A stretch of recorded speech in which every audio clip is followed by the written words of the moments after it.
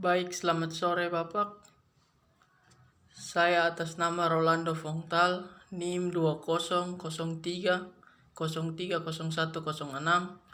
akan mempresentasikan tugas makalah sosiologi komunikasi yang pertama.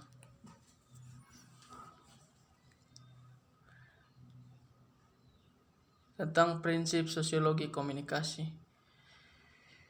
Yang pertama bab 1, pendahuluan, latar belakang. Serjono Sukanto memformulasikan sosiologi komunikasi sebagai subdisiplin sosiologi yang secara khusus mempelajari interaksi sosial. Interaksi sosial merupakan proses komunikasi yang bersifat saling mempengaruhi antara individu atau kelompok yang terlibat dalam komunikasi. Dari pernyataan tersebut kita bisa memahami keterkaitan erat antara komunikasi dan interaksi.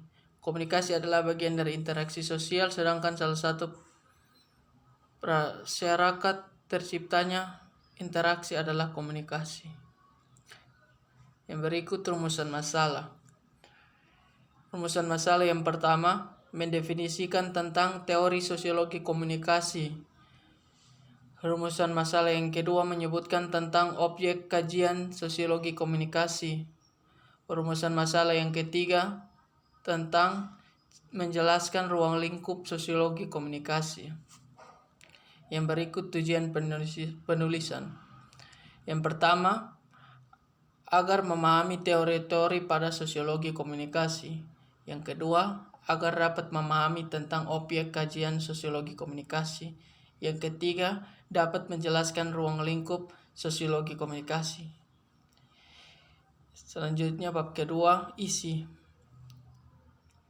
Yang pertama, teori sosiologi komunikasi. Teori evolusi sosial. Teori ini melihat proses komunikasi sebagai bentuk interaksi antar manusia yang mengalami evolusi. Contohnya sepasang kekasih di masa silam yang menjalani komunikasi jarak jauh lewat surat merupakan salah satu contoh. Yang kedua, teori konflik.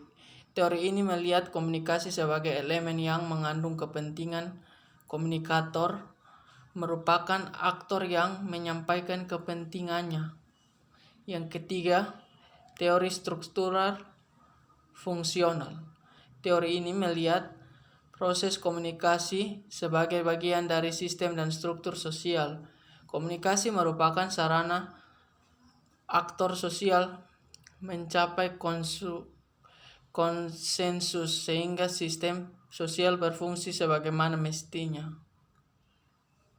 Yang berikut, teori interaksionisme simbolik. Teori ini melihat komunikasi sebagai bagian dari perilaku sosial yang mengandung makna sosial. Yang berikut, teori pertukaran. Teori pertukaran ini melihat komunikasi sebagai proses interaksi yang dibentuk oleh pertukaran antara aktor dengan lingkungannya. Yang berikut, teori aksi.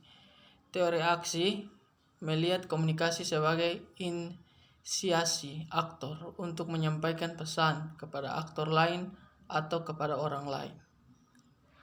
Yang berikut, teori perilaku. Teori ini melihat komunikasi sebagai proses sosial yang ditentukan oleh unsur-unsur psikologis dan emosional. Yang berikut, yang terakhir, teori dramaturgis. Teori ini melihat komunikasi sebagai gejala sosial yang ditentukan oleh setting dan audiens. Materi yang kedua, objek kajian sosiologi komunikasi. Itu meliputi yang pertama, media massa. Media massa ini mempelajari hubungan antara media massa dan masyarakat, bagaimana dampak penyebaran informasi lewat media massa pada kehidupan sosial. Yang berikut media sosial.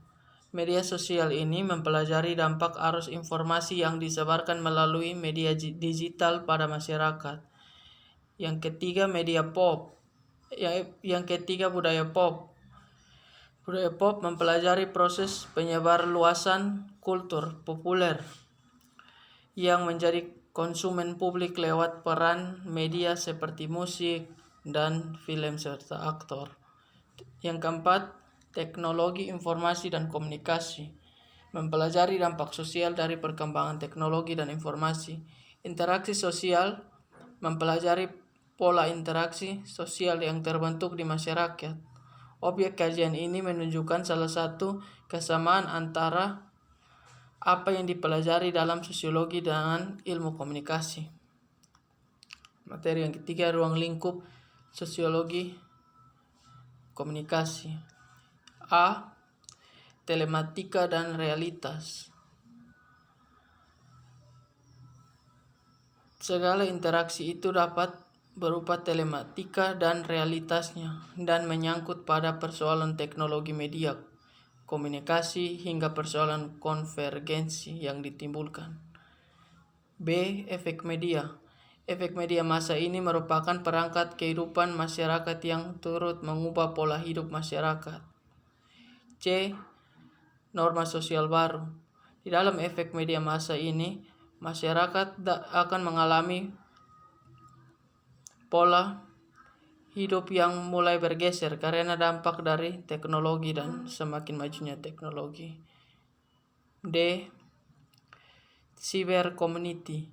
Munculnya norma-norma baru juga membuat setiap individu ini bergerak pula, bahkan masyarakat juga akan bergeser membentuk suatu komunitas yang berteknologi atau berkomunikasi melalui teknologi.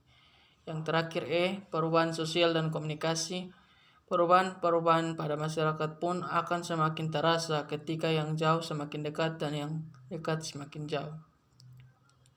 Berikut merupakan konsep dari sosiologi komunikasi. Yang pertama, sosiologi merupakan suatu kajian tentang kemasyarakatan dan pola hidup hingga gejala-gejalanya. Yang kedua, masyarakat, suatu perkumpulan individu yang berdampingan di satu wilayah. Yang ketiga, komunikasi, merupakan suatu informasi yang terdapat unsur informan, pesan, dan receiver. Yang keempat, teknologi informasi dan komunikasi yang sebagai media informasi itu sendiri. Yang berikut, kompleksitas sosiologi komunikasi.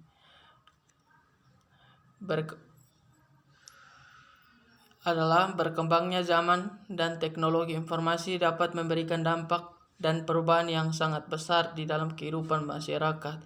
Salah satu contohnya adalah media massa yang mulai mempengaruhi pola hidup masyarakat. Yang berikut, sosiologi komunikasi sebagai kebenaran ilmiah. Manusia akan menempuh suatu kebenaran dengan usahanya yang sekeras mungkin. Dengan empiris, manusia melalui prinsip-prinsip melalui penalaran rasional untuk mudah dipahami kebenarannya. Dan hal yang dilakukan ini merupakan pekerjaan yang sulit dan melelahkan. Yang terakhir, manfaat mempelajari sosiologi komunikasi. Dengan mempelajari sosiologi komunikasi, kita akan mengerti dan memahami sosiologi komunikasi beserta dampak-dampaknya yang memberikan perubahan sosial atau disebut juga revolusi sosial. Bab yang ketiga, penutup, kesimpulan dan saran. Kesimpulan, sosiologi komunikasi merupakan objek kajian dari interaksi antar sesama manusia yang melihat tentang gejala sosial, makna sosial, dan unsur-unsur lainnya. Yang kedua, sosiologi komunikasi merupakan penghubung masyarakat yang baik dalam antar hidup di ruang lingkup masing-masing. Oleh karena itu, sosiologi komunikasi mempunyai fungsi yang penting bagi masyarakat. Saran dari saya, dengan adanya makalah ini, diharapkan para mahasiswa, khususnya bagi penulis sendiri, agar lebih mudah memahami secara mendalam materi, prinsip-prinsip sosiologi komunikasi. Baik, sekian dari saya. Terima kasih. Selamat sore Bapak.